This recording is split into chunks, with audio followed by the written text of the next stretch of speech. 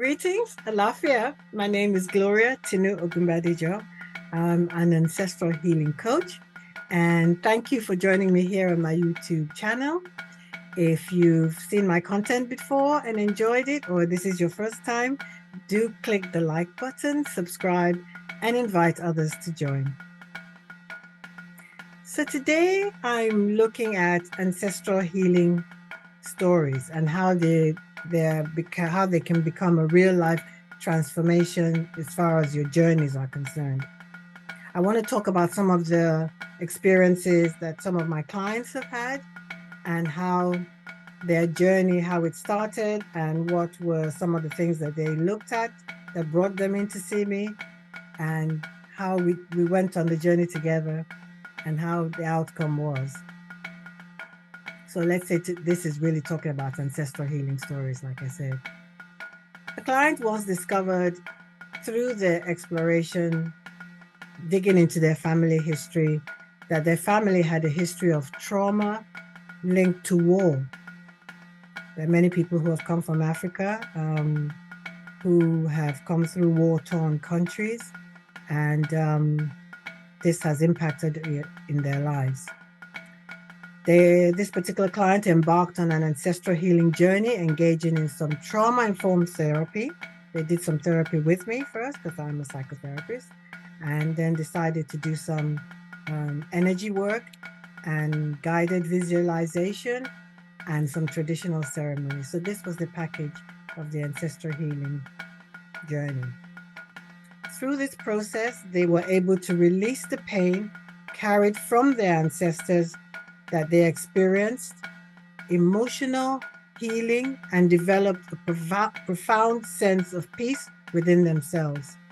It was a painful journey for them, but they took the time, and they were particularly interested in accessing some of the traditional ceremonies that, because they had had plenty of therapy, but they wanted to do something different. And they felt, because they felt that the trauma within their family was linked to war, they wanted to take part in ancestral healing that recognized this, and they were able to access many of their own. They looked up some of their traditions, they asked family members, and this was part of what we did in the ceremony. Seeing them at the end of their journey access inner peace was quite remarkable and very satisfactory. And I was very, very, very glad that they were able to do this work. Another client realized that addiction had plagued their family for generations, and they intentionally decided to confront this generational trauma that was showing up in their own lives and wreaking havoc.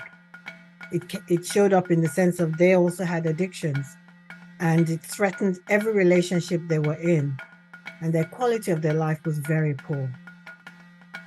Through the ancestral healing practices that were chosen to suit their particular belief systems, their culture and traditions, their commitment to healing, through that commitment, they were able to break free from the cycle of addiction, leading to personal transformation and a healthier, more fulfilling life.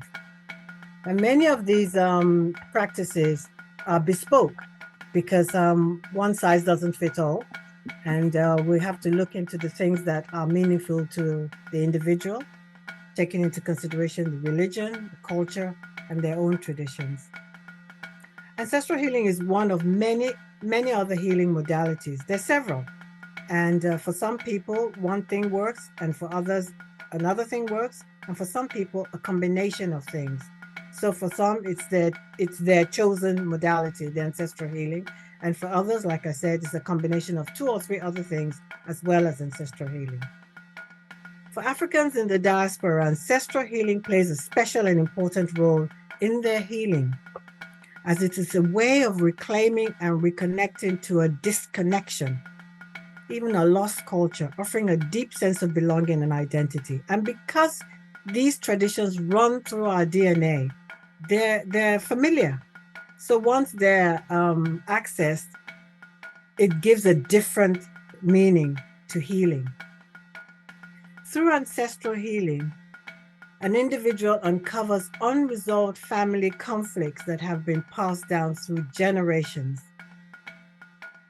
They're able to engage in family reconciliation processes, seeking forgiveness and understanding. This can and has been known to lead to healing long-standing rifts, restoring harmony within the family, and creating a more peaceful and loving environment for future generations. Peaceful and loving environment for generations. I repeat, peaceful and loving environments for generations. I've said that a few times because when you look out there, I don't see peace. I don't see love. I don't see compassion. And we need all of these things in order to survive as a people. This is our humanity that is at risk.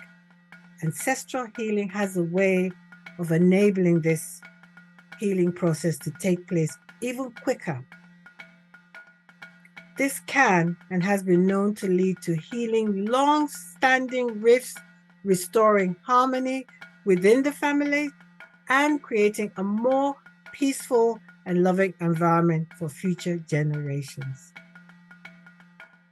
Someone whose lineage has been burdened by a generation of poverty came to see me. They said that their family had a scarcity mindset and they wanted to break free from these limitations because it was showing up in every aspect of their lives. Engaging in ancestral healing practices to release their ancestral wounds associated with poverty and learning to cultivate a prosperity mindset, helping through this healing journey, they were able to transform their relationship with money and lock into abundance and create stability for themselves and future generations. One of the more common pieces of work that I have been involved with in working with and supporting people to reclaim their personal power. It has been about discovering patterns of disempowerment and suppression of personal expression within their family lineage.